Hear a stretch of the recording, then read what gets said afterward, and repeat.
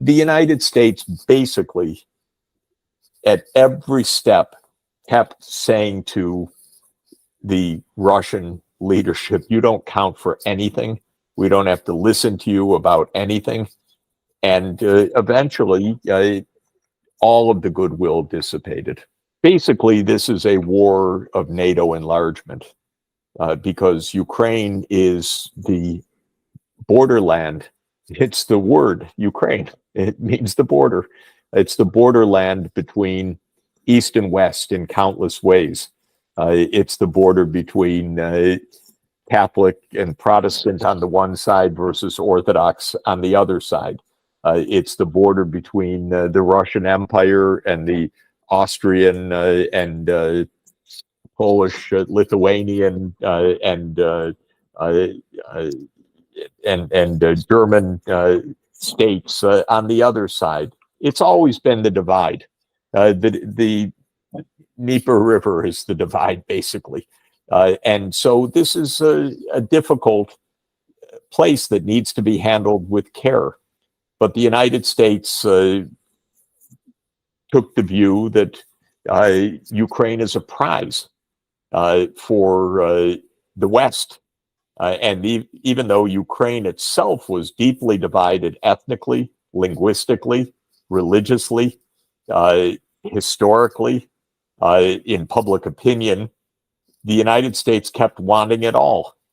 So it kept pushing for Western control over NATO and saying that any Russian concern, whether it's economic links, military links, family links, linguistic links, ethnic links, those don't count for anything. Those are just the old bad Russian Empire. And the US blew off any Russian concerns about Ukraine, even though the United States is how many thousand miles away, and Russia, on the other hand, is the border of 2,000 kilometers. The US is extremely arrogant as well as ignorant about all of this. So basically, from the mid-1990s onward, the US plan was Ukraine is ours.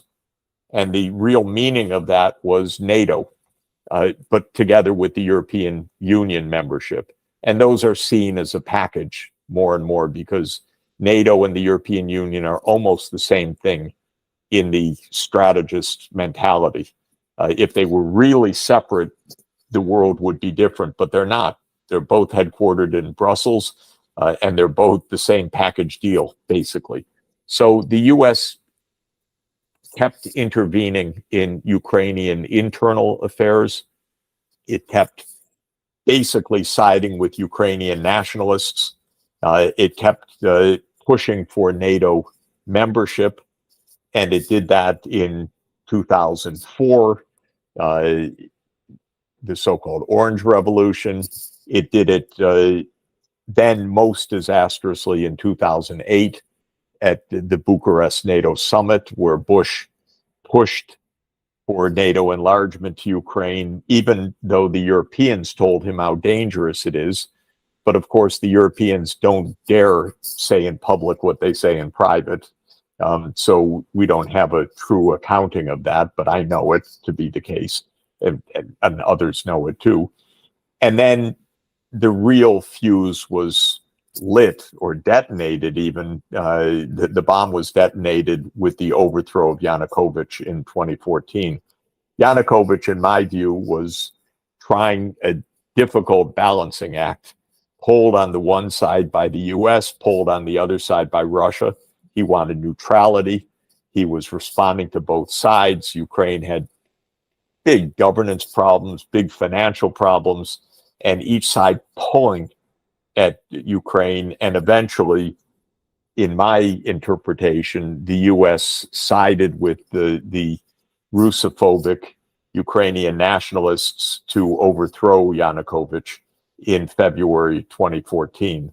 And I know some of the story, but we don't know the full story because other than Victoria Nuland being caught on tape, the US keeps quiet about its covert operations, but my view is the U.S. was deeply involved in the overthrow of Yanukovych, didn't lift a finger to help even to stabilize the situation. It just helped to install a Russophobic government.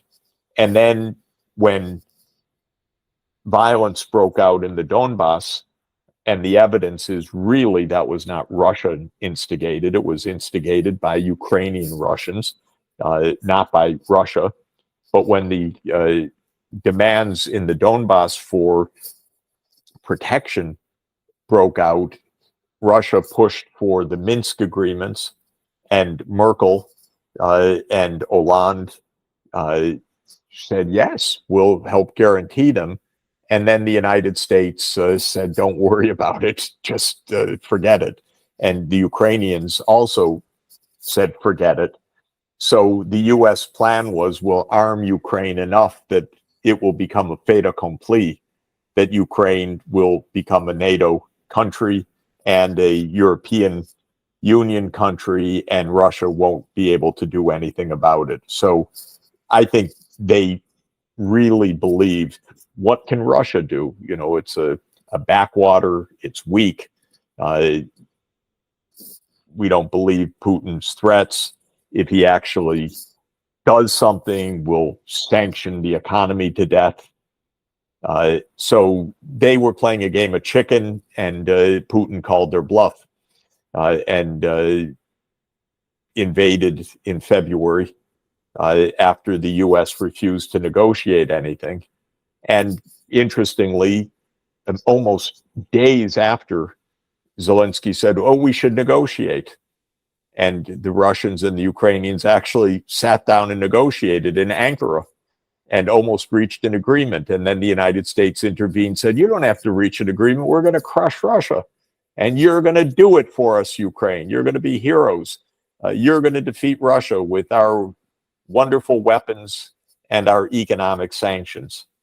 And of course, this was an illusion, typical American arrogance, because Putin mobilized in the middle of 2022. And also, Russia was a far more capable military and far more capable arms manufacturer than the United States allowed, and technologically much more sophisticated than they imagined, with very smart guided missiles and a lot of advanced digital technologies. And so Putin escalated. And now we can see, we don't know the outcome of this, but of course, Ukraine is being bloodied tragically. Probably, you know, it's said 40,000 dead in the last 2 months. I don't know whether those estimates are accurate or not, but you can see the West doesn't care at all about the loss of life in Ukraine. It just says, here, have some more weapons and go to it. Keep going. And no matter how big the bloodshed, the U.S. view is, well, they're the ones dying. We're not dying. It's our weapons. And we're selling a lot, and our companies like it. So this is a bluff that was called, a kind of game of chicken, and Russia showed that it could keep escalating, and the West has no plan because it thought it could get away with things. Going back to February 2014, the idea was, we'll put in a new government and Ukraine will join the West. That's it. And then Putin grabbed Crimea, as he had threatened to do. Oh, that's a surprise. And then the Minsk. Oh, that's a surprise. So the West keeps getting surprised. And Biden has been there all along, playing an important role in this. And I think he's just a very bad strategist. And he's put Ukraine into a terrible, terrible disaster. And my expression at the beginning of this war was that the U.S. is going to make Ukraine into a European Afghanistan, because the U.S. wrecked Afghanistan for 40 years, destroyed that country mercilessly, cynically, ignorantly, brutally. And they're going to do the same with Ukraine unless the Ukrainians wake up and say, God, we're being killed by this approach, which is what they should have woken up about a long time ago. And I'll tell you, by the way, the ultimate issue in Africa, although part of it is still getting, ending the French colonial era in these countries. But the real issue in these countries in the Sahel is they're the poorest place in the world, and nobody in Europe or the US gives a damn. That's the real story here. Because I've been to these countries for years and years. The impoverishment is intense. And if you go back and say to the US or Europe, this is really important that you do something about the poverty, they laugh at you. Why should we care about the Sahel? Are you kidding? This is the biggest backwater of the whole planet, they'll tell you. And then they find out situation's not too happy there. But this is really an example of the unbelievable disdain that the rich world has for the poor world. Because these wars are basically, this war in Niger is basically a war of impoverishment because they have nothing there. And that I've seen all over the place. Yemen was another example where when I went, I was shocked at the poverty and at the threat of instability in 2009. And I went back to Washington and I was laughed at. What's the matter with you? Why do you care about such a stupid, hopeless place? Is the reception that I got. It's the same thing with Niger or Burkina Faso or Mali. So these are kind of deep, deep crises that reflect a world powers that don't give a damn. I'm talking about the Western powers. The biggest risk is the geopolitical turmoil. We have a war raging in Europe. We have tensions between the United States and China. And these, unfortunately, both could get worse. We should negotiate a peace in Ukraine. We should reduce the tensions between the United States and China. Europe and Russia suddenly stop trading. There's a lot of uncertainty in world markets because the U.S. and Europe imposed sanctions and then secondary sanctions. So companies are trying to figure out, who can I trade with? Who should I not trade with? This has disrupted the world energy markets, which continue to have a big impact on what the global economy is going to look like. Apparently, productivity has declined in the U.S. and it hasn't picked up since the pandemic. Why do you think that is? What should companies be doing to change their approaches? When you're producing a ton of steel or a bushel of wheat, you can talk about productivity pretty specifically.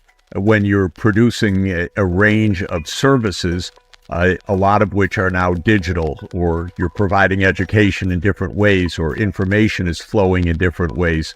Our government is so far behind in measurement issues that I personally don't pay too much attention to the official data on productivity.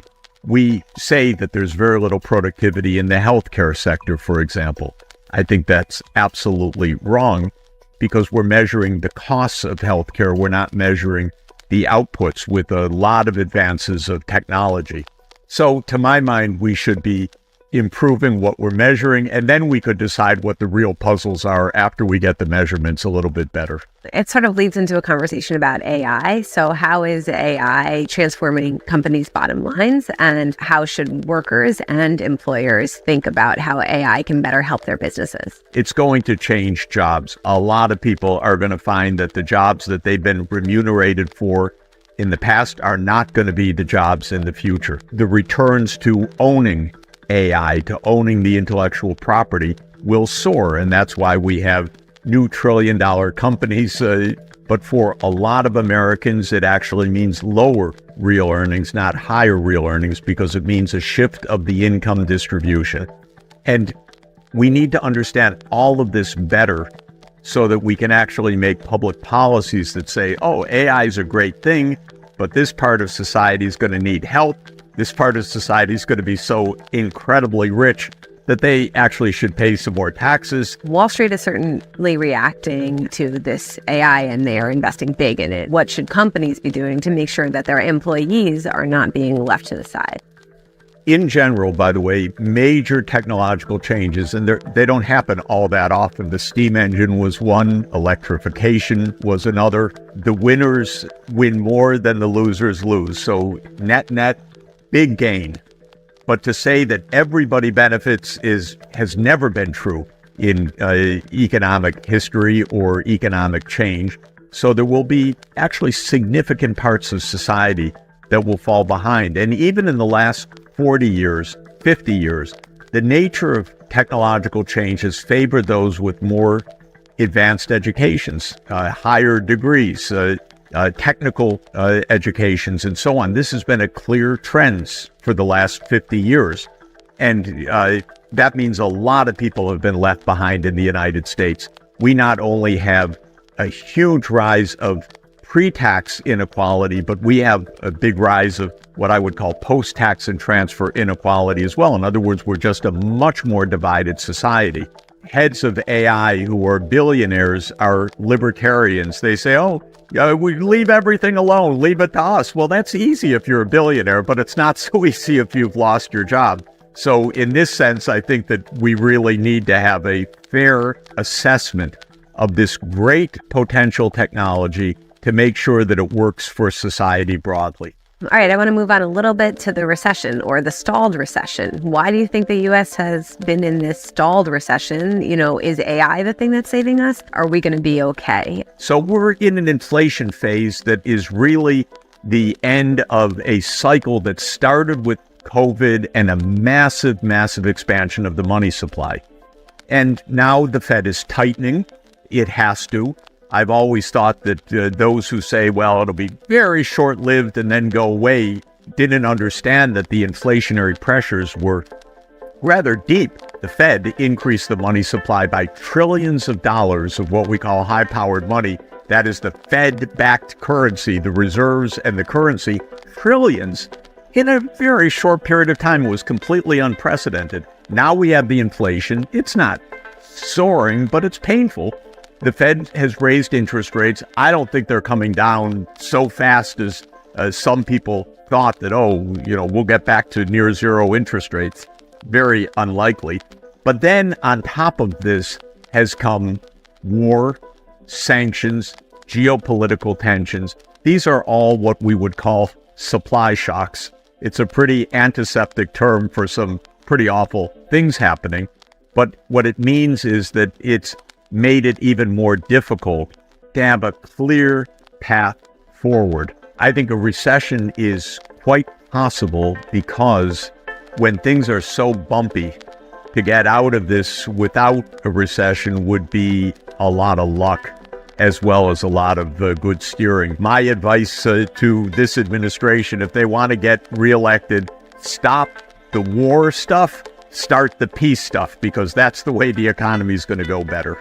Do you have any advice for, employees trying to figure out, how to make the most with their money now that their value is less, or employers, they have less credit at their disposal? What should they be doing to make sure their bottom line is still, everything's still good?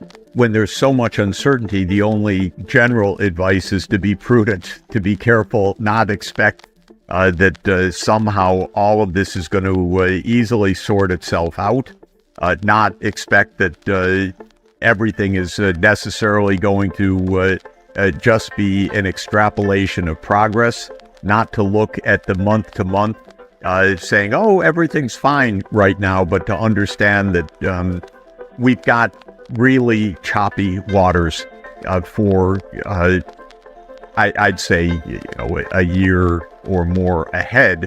A lot of this depends on whether these global challenges get worse, which is really possible. So you're talking about global implications. Let's talk a little bit about your bread and butter, climate change. So how is climate change and climate disasters impacting economic models going forward? Two big things. One is we've got a lot of climate-related shocks and disasters now everywhere, every year. And this is, without question, getting worse. More heat waves, more floods, more droughts, more mega forest fires, more high-intensity hurricanes and typhoons. It's dramatic. And because of my job, working with governments around the world, I see this close up all over the world. And you can't go to a place without hearing about its most recent massive flooding, 1 in 100 years, biggest drought in 500 years, massive heat waves. But we need an energy system quickly that isn't making all of this worse. And this means we need wind, solar, nuclear, zero carbon energy sources. We need electric vehicles. We need to retool how we use energy. Instead of natural gas, we need to strip off the carbon from the hydrogen and use blue hydrogen. The tax credits are fine in the IRA, but it would really help if the government came up with a plan that said, this is how by 2050 we're going to get to zero, because then the businesses would say, I get it. We need to do it that way. Here's how I have to change my production line, or here's the technology that I need to introduce in my sector. The companies that have been truly innovative have scored the biggest. So Elon Musk did think ahead of the curve about electric vehicles and became the richest person in the world by thinking ahead. The politicians can be a little bit slow, but if you're looking ahead, you can really see where the markets are going to be in 5, 10, 20 years. You've talked about these billion-dollar disasters that are happening all over the world, and we're seeing an influx of people moving to the U.S. or trying to. The U.S. also has a need for workers. How can the U.S. better, integrate these immigrants, and will that help grow the economy? How should we move forward in a world where more people are going to be moving because of climate change? Even if we turned off all the emissions immediately, we would still have decades, maybe even centuries of climate change, but it would be very gradual compared to what we're experiencing right now. So we can't stop what's in the works already, but we need to do this because there is no way to adapt to what is now in store if we don't change our ways. Because if temperatures rise 2, 3, 4 degrees, we're going to have upheavals that are much larger than our governments can handle. So I don't want that kind of world where tens or hundreds of millions of people are forcibly displaced. I'd like to keep migration policy as a separate issue, that the U.S. should remain an open country and an open society, but not one that is overwhelmed. And if we paid a little bit more attention in our own hemisphere, for example, to the Central American economies, if we just paid a little bit of attention to getting more investment into Central America, to helping with water management, to improve productivity of agriculture, we would not be facing the challenges we face right now. Do you think that the U.S. will remain the world's leading economy? I think the U.S. will remain a very rich economy. We will be prosperous if we are nice to each other. If we are absolutely divided, we will be rich and very unhappy and very unstable. But we will not be the only major economy in the world. In absolute size, China's going to most likely overtake the U.S. very soon. By one measure, what we call purchasing power adjusted GDP, China's already larger than the U.S. But Americans should understand, China's living standards are roughly 1/3 of Americans' living standards, but the population is 4 times larger. We're 4.1% of the world population, and we have to accept that with those numbers, we can be big, we can be secure, but we can't necessarily be the largest when there are countries with much, much larger populations than ours. What events lead to the outbreak of the war in Ukraine? Does the West bear any responsibility in this situation? This is a war that never should have happened or would have happened if the United States had behaved better, and if the US and Russia had done what they should have done from 1992 forward, which was to have a mutually respectful and cooperative relationship. Going back over 30 years, the United States promised President Gorbachev that when the Warsaw Pact was disbanded in 1990, NATO would not move 1 inch eastward. And that was a proper commitment by the United States and Germany, both countries making it very explicit, because we needed an era of trust, demilitarization, and economic linkages. Unfortunately, the U.S. policymakers already in 1992 started to violate what they had promised. They started planning NATO expansion. In fact, NATO expansion all the way to Ukraine was on the planning horizon back in the early 1990s. In my view, this was the biggest mistake the United States made. Why? Because it meant that there would be growing mistrust between the US and Russia. Russia is a very powerful country. It is a nuclear superpower. I believe that the US undermined what could have been accomplished. All of that started well before President Putin was in power. This was not about him. This was about the US assertion of unipolarity at the end of the Cold War. This assertion was mistaken, dangerous, provocative, and arrogant. And had the US not done this, we would have a much, much safer and more cooperative world.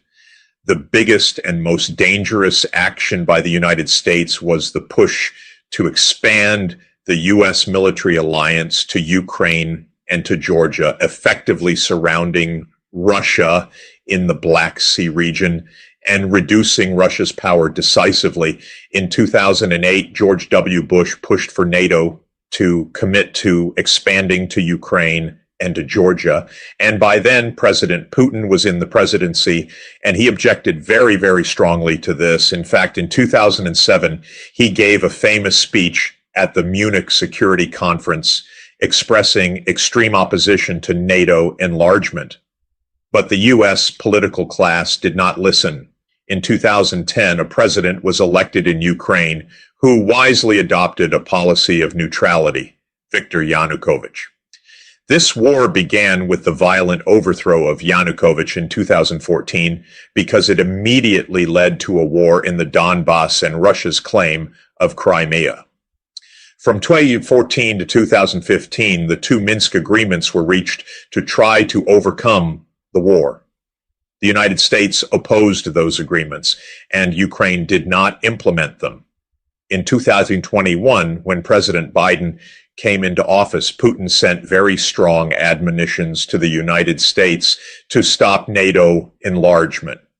Biden replied that the United States would not negotiate over that issue, sending a formal response to Russia in January 2022 that it was none of Russia's business what NATO did or where it went. Of course, that was absolutely not how Russia saw it, because Russia said having the U.S. military alliance on our 2,000-kilometer border with Ukraine is very much our business.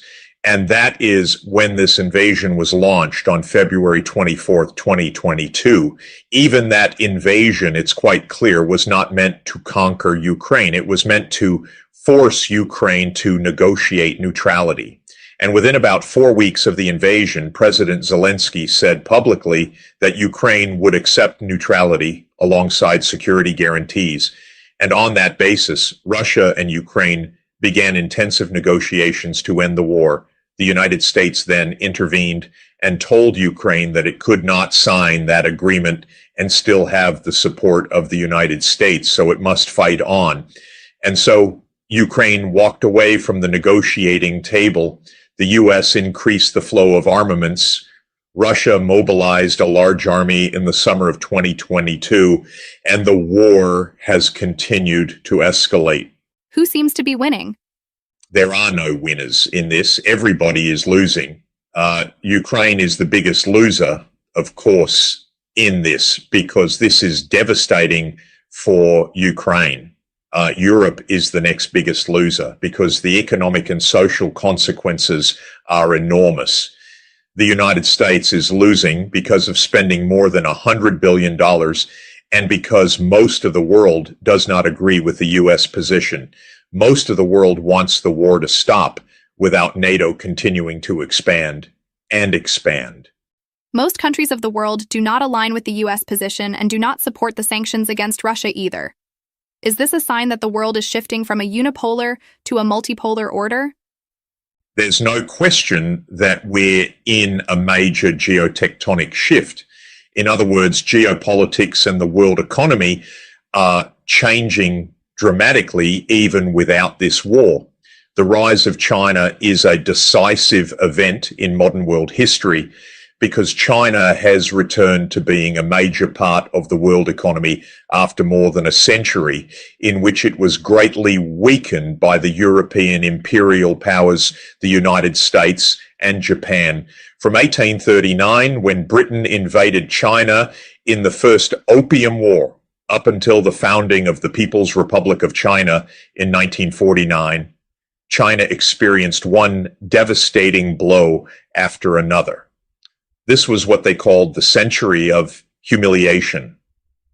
But what it was more than 100 years of a terrible economic, social, military, and political crisis. In 1949, China became independent as the People's Republic of China, determined never again to fall under imperial domination and not to let any imperial powers divide China again.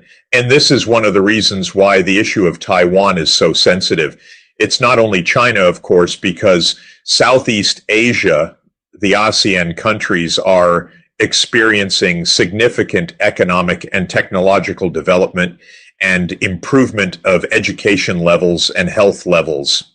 And with a lag of roughly 15 to 20 years, India is now becoming a very fast-growing region of the world, a country that's even more populous than China. So Eurasia has long been home to the vast majority of humanity, and Eurasia, beyond the European Union, is a very significant part of the world economy and world population.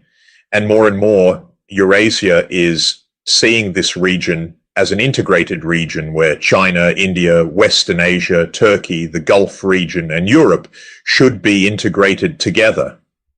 The US views the world as the US should lead, and everybody else should follow, and those that don't follow are bad players.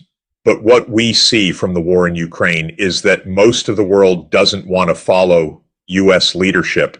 I think most of the world would like to get along with the United States, but not to have the US as the self-declared leader and maker of the rules. Most of the world wants to have broadly based economic development and prosperity, normal relations with neighbors, not blocs that are opposed to each other, especially the developing world, which after all is still roughly 7/8 of humanity, wants to catch up in economic living standards and fears that the U.S. approach DVDs the world rather than enables a world economy in which all countries can thrive. So this means that there are multiple perspectives that are taking shape right now. One is an integrated Eurasia, which uses digital technologies, fast transport, intercity rail, and ocean shipping to integrate this vast region of the world where the large majority of the world's population lives. Another vision is that the non-West, which is largely the developing countries, low-income and middle-income countries, finally had the chance to catch up with the North Atlantic countries, that is the US, Canada, UK, and European Union, that have largely led economic development for the last 2 centuries.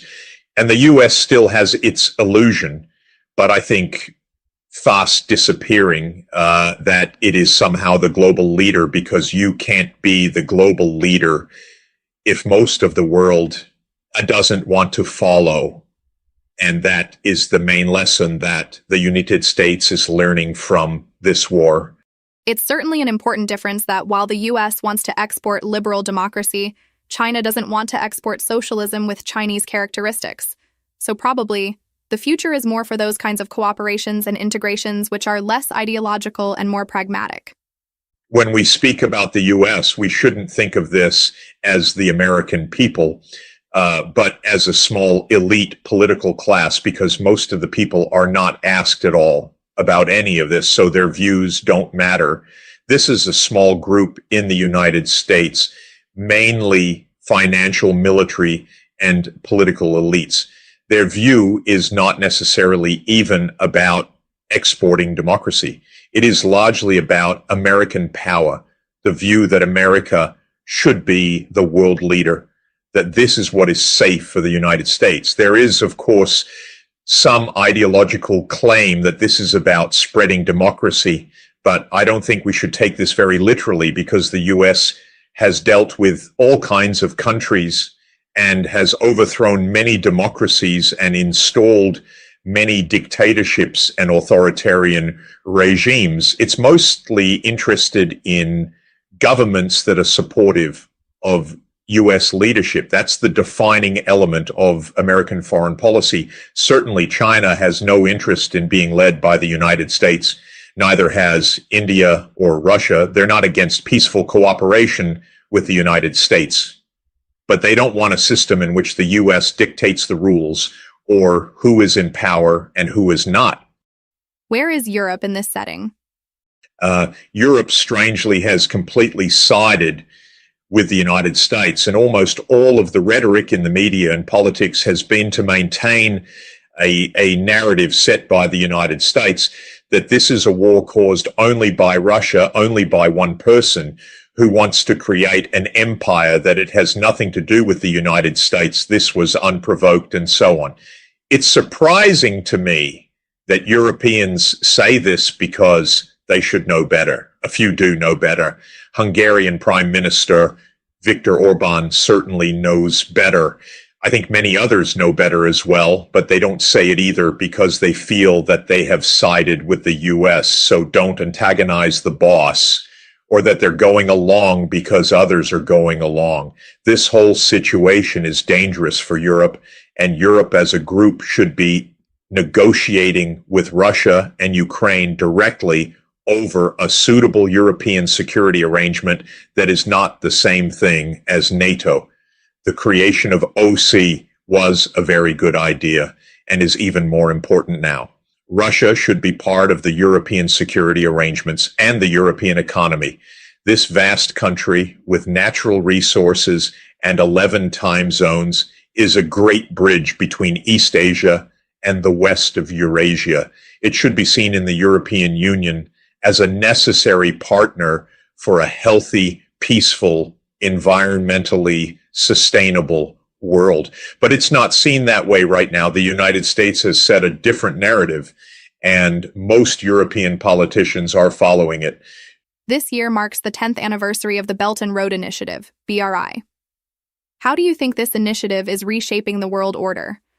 This is a very important initiative. It is building 21st century infrastructure, rail, fiber, power, and other infrastructure to interconnect Eurasia.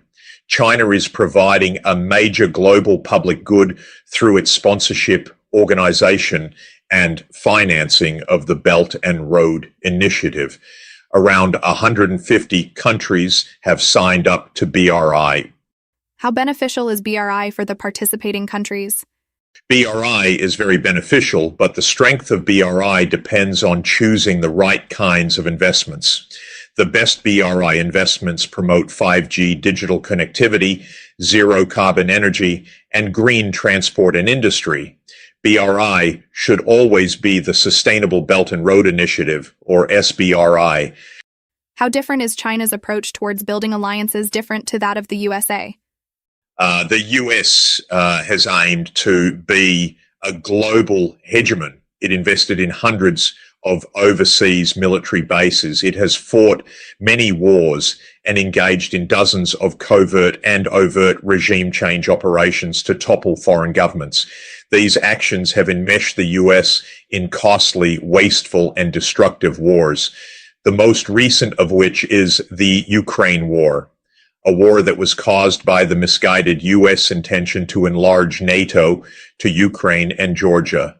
China's approach is diplomatic, financial, and technological to build a 20th century interconnected world economy based on advanced technologies. Of course, China's economy will benefit enormously from this approach since China is the world's low-cost provider of advanced infrastructure, but the rest of the world will benefit as well. China's approach is a win-win approach. In my view, it is not based on hegemony, but on cooperation, mutual respect, and globalization of the economy in a multipolar world. Iran has recently become a full member of the Shanghai Cooperation Organization, SCO, and Belarus is set to join next year. What does this show, and how does it influence the regional status quo? The rapprochement between Saudi Arabia and Iran, recently brokered by China, is a huge step forward for regional and global peace. It has made possible the expansion of the SCO to include Iran. In general, the SCO is building an integrated Eurasian economy and diplomatic and security process. I very much hope that Europe will join the effort at Eurasian interconnectedness and peaceful cooperation. If Europe and China cooperate, world peace and sustainable development will be greatly advanced. Hungary's government argues for connectivity instead of building blocks. Does Hungary have a good chance to maintain its room of maneuver? The concept that the Hungarian government puts forward of connectivity is absolutely the right concept, first of all. It's the one that is going to lead to peace and prosperity, not only for Hungary, but broadly. So it is not only a Hungarian idea, it's the right idea for Europe and its neighbors in Western Asia.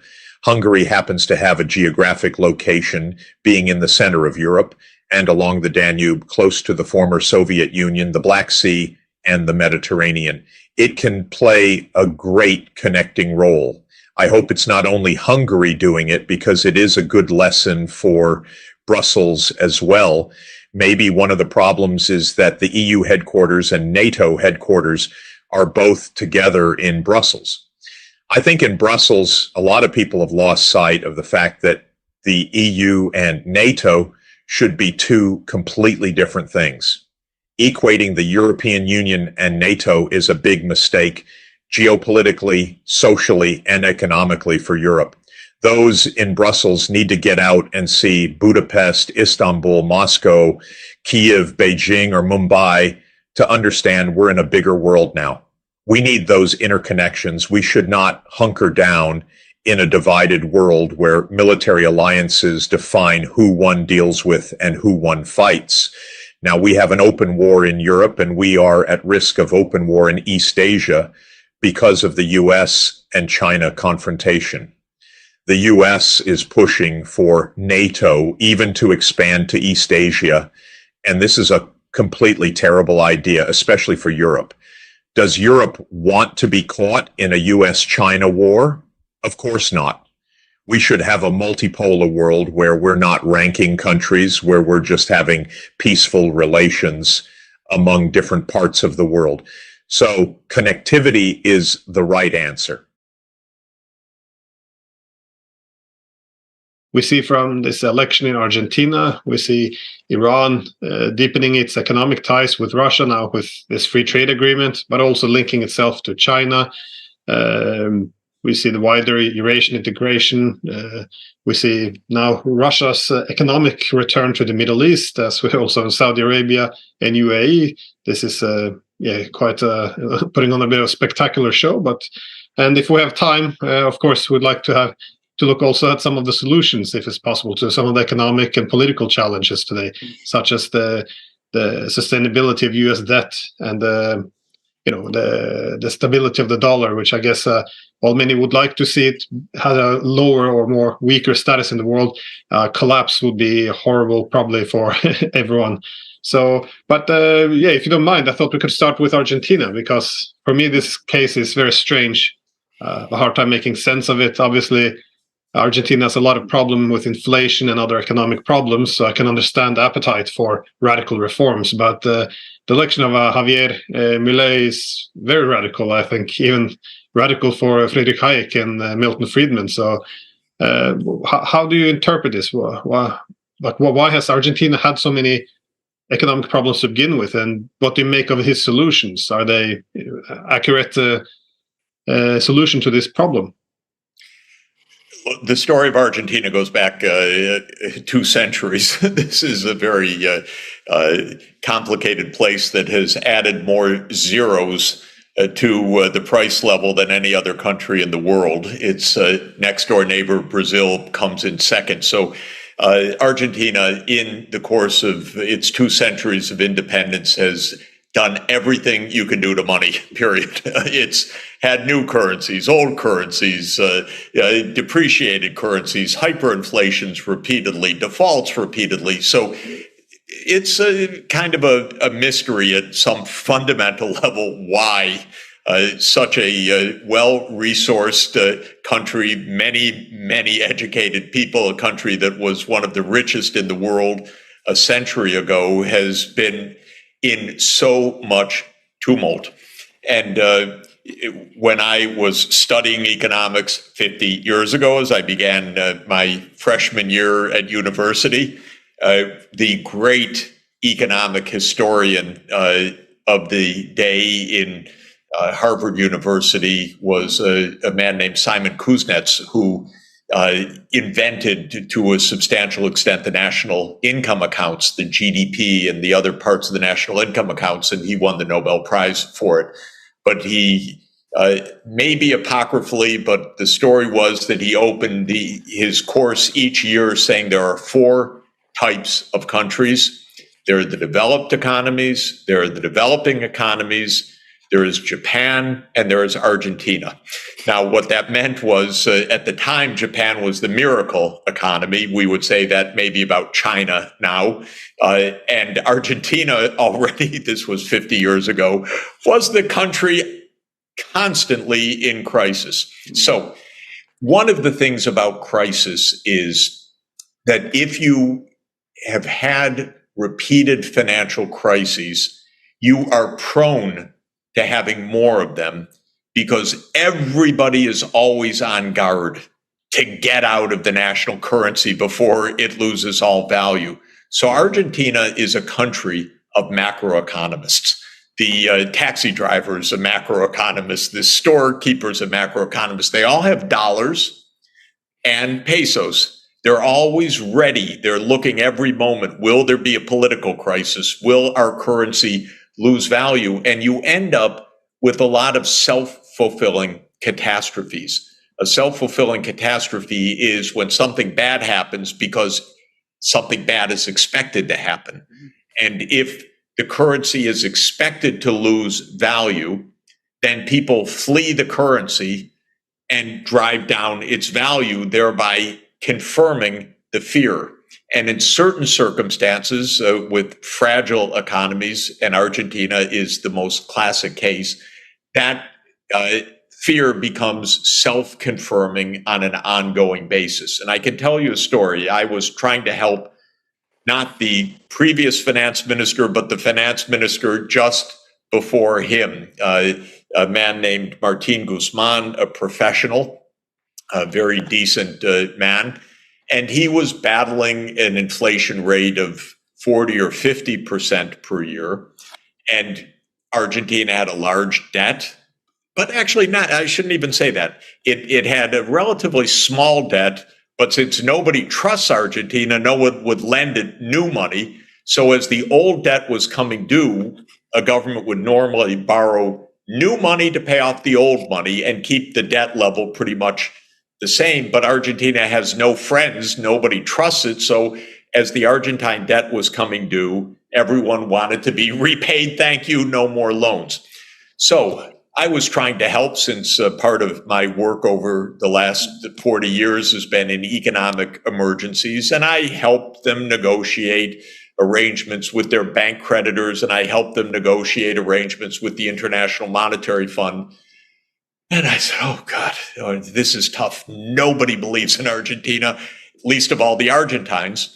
So after these agreements were reached, I flew to Buenos Aires and I met in a large room with Argentina's PUBAs, the powers and shakers. And I said, your situation is not as bad as you think. Your debt is actually not so high.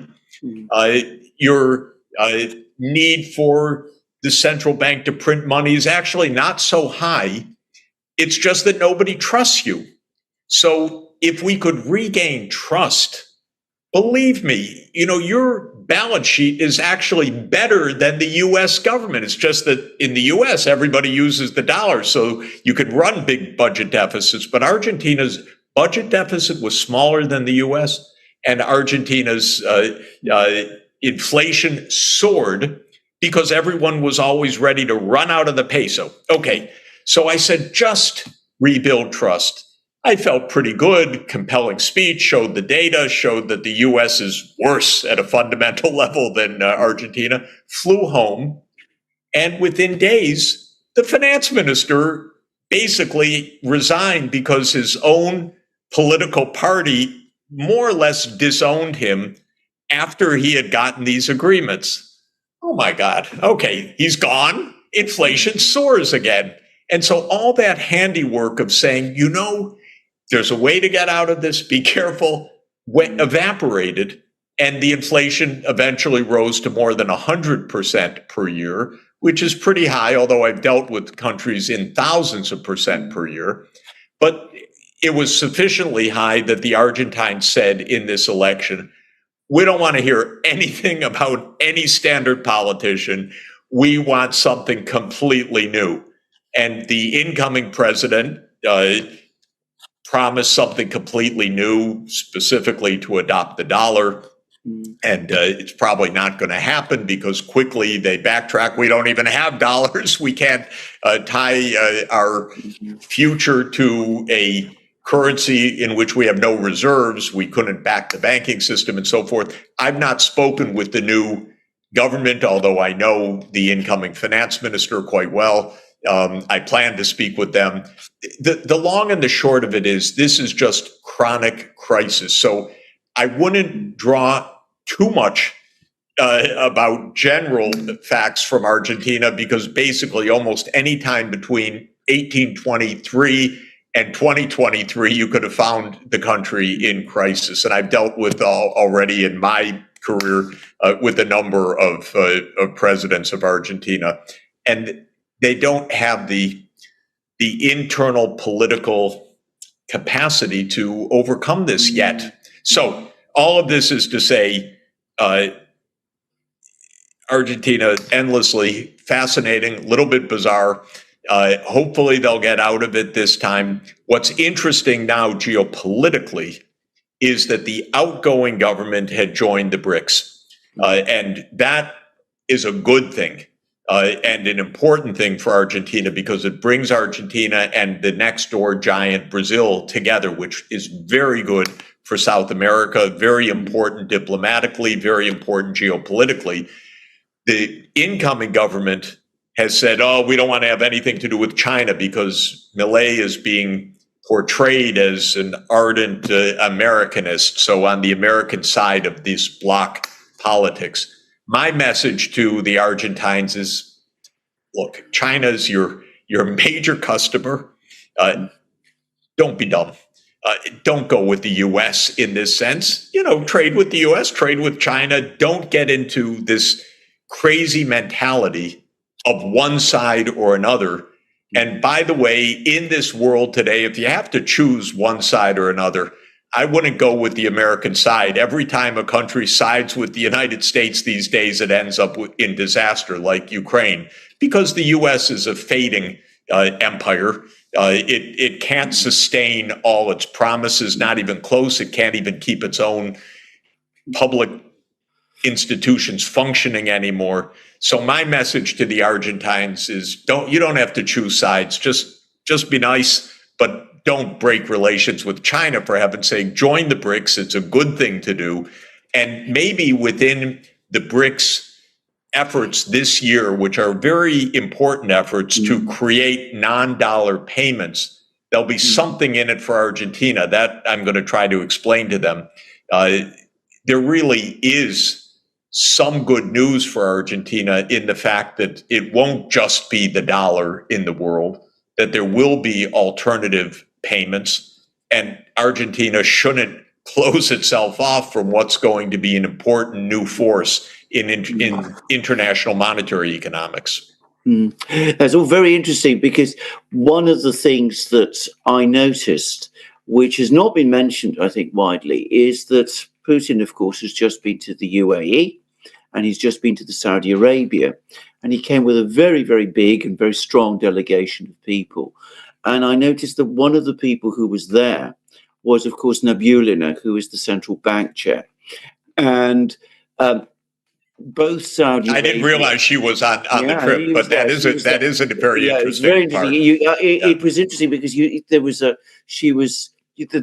I don't think it was announced, but there was a list of, you saw the picture of all the people in Riyadh, and they were all shaking hands. And one of the people who was there and who shook their hands was none other than Nabulina. So she was there. And of course, Saudi Arabia and the UAE are both joining the BRICS in a few weeks. So is Iran. The Iranian president has just been to Moscow. He's had discussions there with Putin. There's just been this announcement of this free trade agreement. And then at the same time, Putin gave this speech at an investment forum run by VTB. And a disproportionate amount of that discussion was about the financial architecture. He was saying that, in fact, that seemed to be the most important thing, that, you need to get the financial architecture right domestically in order to move forward. But he was also talking about the new financial architecture. And he said some very interesting things about how the existing financial architecture, which is Western-based, is becoming outdated and obsolescent, also in a technological sense. So you have Nabulina there in all of these meetings, and she's presumably talking about all of these matters. She seems to be very interested in them. And she's talking with the big oil producers. And Iran is also a big oil producer. And at the same time, you have all these discussions from Putin about financial systems. And I wonder whether this adds up. Yeah, the trip was absolutely fascinating, incredibly skillful of Putin at this moment. And it reflects actually three major geopolitical points, all, I think, rather ingeniously brought together. One of them is OPEC Plus, of course. OPEC plus Russia constitutes an enormous part of the hydrocarbons market of the world, and they do a lot of important business together in this, in managing the oil and gas market. So that's one part of the trip. Another part of the trip is clearly regional, which is the integration of Russia with Central Asia, with the Arabian Peninsula, with the Middle East more generally. And you look at the map, and between Russia, China, Central Asia, Arabia, this is building, and of course, India is a member of the BRICS. This is really building most of Eurasia into an integrated geopolitical and economic huge part of the world. And so very, very deft in that regard also. A basic principle of economics, a fundamental principle, is neighbors should get along. They trade well with each other. They share ecosystems with each other. And that's the principle that Putin is following because Iran is a neighbor. The Middle East is a neighbor. This is very smart. And then the third dimension, in addition to the oil and the neighborhood, is, of course, the BRICS. And the BRICS started out as the five: Brazil, Russia, India, China, and South Africa. It had already reached an output level measured at what we call purchasing power prices, or at international prices, larger than the G7 That is geopolitically and economically notable. But now the 5 are being joined by 6 more, presumably. Argentina, that's the new addition in South America. Egypt and Ethiopia in Africa, and Saudi Arabia, the Emirates, and Iran in the Middle East region. Now, you add the 6 to the original 5, you have 37% of world output, according to the IMF purchasing power data, compared to 29 to 30% for the G7. This is a different world, and this is really powerful. And what the BRICS are discussing this year in particular is exactly this financial architecture. And of course, that was greatly hastened by the absolutely awful and mistaken U.S. policies on the dollar. So the U.S. has what Charles de Gaulle, President de Gaulle, 50 years ago, 60 years ago, called the exorbitant privilege, which is that the dollar is used for about 60% of international transactions of all kinds. The way you denominate a contract, the way you pay to settle a contract, the way governments hold their foreign exchange reserves. So on all 3 major dimensions of international currency, the dollar predominates. Not exclusively, but overwhelming. And that gives the U.S. a huge advantage. You don't run out of the dollar to what? To the dollar. And so it's not like Argentina where everyone's sitting on the edge as the U.S. debt reaches 100% of GDP. If Argentine debt ever came close to 100% of GDP, they'd be out the door in a moment. But with the U.S. being the currency of the world, nobody flees the dollar. So that's the exorbitant privilege that you get to borrow. You can pump up the money supply. You get some inflation, but you don't get what Argentina or just about any other emerging economy would get. But the U.S. just couldn't leave good enough alone. It had to weaponize the dollar. And this has really it's become an addiction. The U.S. generally is addicted to regime change. The U.S. generally is addicted to a foreign policy that says, I don't like you, I want to replace you. Send in the CIA or send in an army, but we get to choose who your government is. Now, this is absolutely disastrous foreign policy, in my view, completely against the UN Charter, completely against international law, but that's the core. And the U.S. figured out 10 or 15 years ago that it could use the dollar as a foreign policy weapon. And the main way that it uses it is in a very crude way, which is to say, one day, your dollars are now our dollars. Thank you. Your dollars literally means you have accounts in U.S. banks or U.S. controlled banks. That's what a dollar is in effect, M2 definition of a dollar. So you're holding dollar accounts in institutions that we control. And what the U.S. has come to do increasingly frequently is freeze the money of other countries, of their central banks, no less, of their state enterprises. And the United States did this with Venezuela.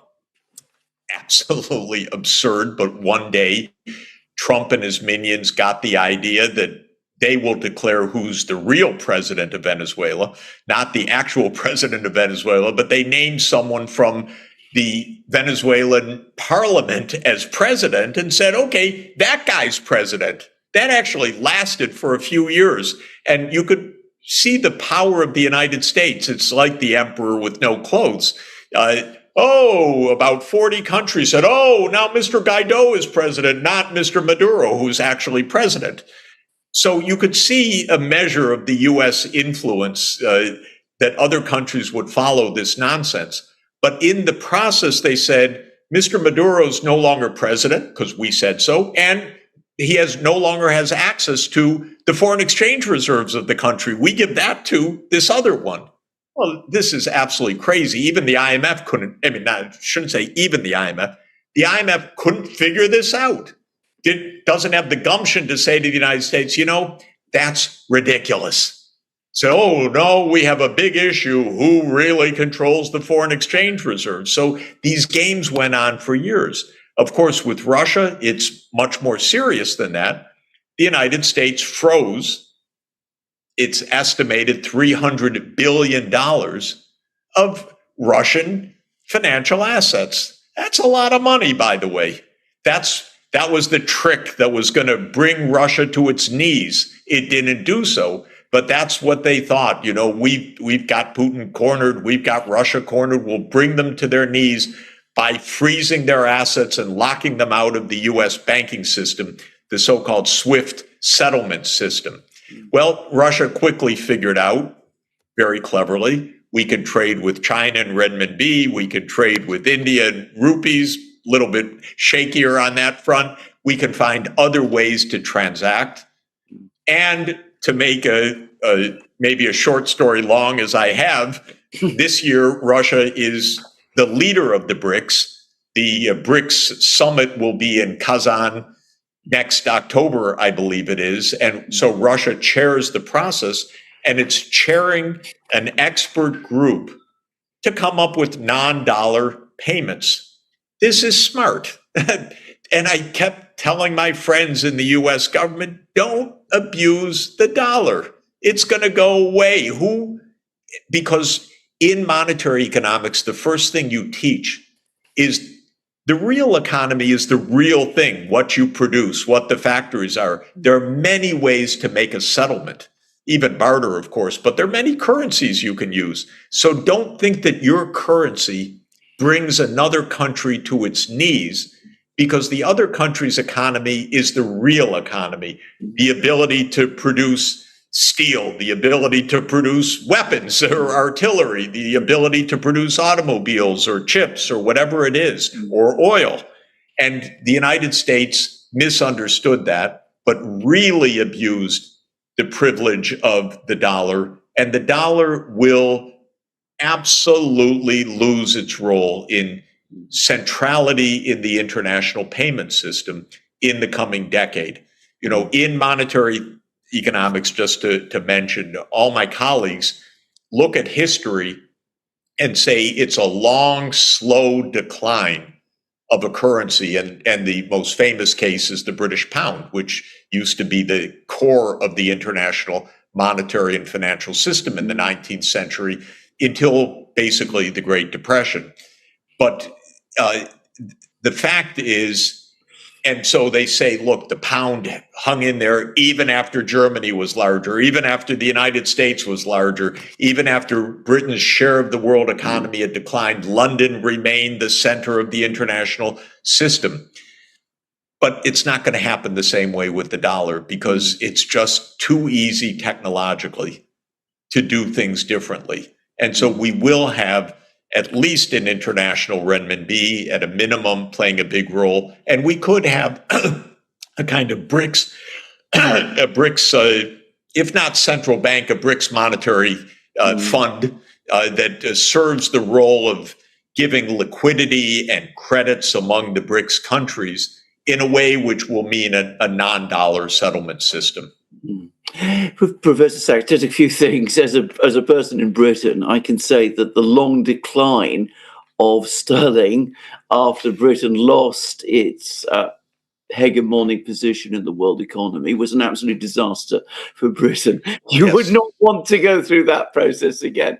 And by the way, it's quite interesting just to say the way it manifested. Of course, World War I was awful. The return to gold in 1926 overvalued Britain in the world economy. And Keynes wrote one of his most famous essays in 1926 called The Economic Consequences of Mr. Churchill, who happened to be the Chancellor of the Exchequer in 1926, that put this mistake into place. The 1930s were the Great Depression. World War II, of course, devastating. And the point is, by the end of World War II, Britain had basically gone deeply into debt, even with its own colonies, which became independent countries. And so Britain never quite got out of debtor status again. And it was a very, very heavy, long, painful period. Britain, the center of the world, going to the new International Monetary Fund for an emergency loan. I mean, unthinkable. But, the United States, can you imagine going to the IMF for a loan? It's not impossible. This is exactly what you're referring to. Absolutely. I remember it. I was in London, of course, when it happened. I can remember the Chancellor turning back at the airport, which he had to rush off to Washington to raise funds. And, of course, the fact that we had this currency, which was still an international currency, was doing immense damage to the British domestic economy, which I think people don't understand. So in some ways, it might actually be better for the United States, I would have thought, to go through it quickly than have it, drawn out in the way that it was with Britain. I'm not, by the way, saying that's going to happen, and I'm not making those points. But anyway, that's what I wanted to say. If it's a long process, it's a long agony. It's not based on the British experience. So, we will have non-dollar payments in the BRICS. That's clearly high on the mind, not only of President Putin, obviously, but also President Lula, who every day asks, and he's the chair of the G20 this year, as well as being a BRICS member, why are we dealing with Russia in dollars, for heaven's sake? And he's very sensible, very logical, and we will move to new payments arrangements, and they will do just fine, thank you. That will be the real lesson.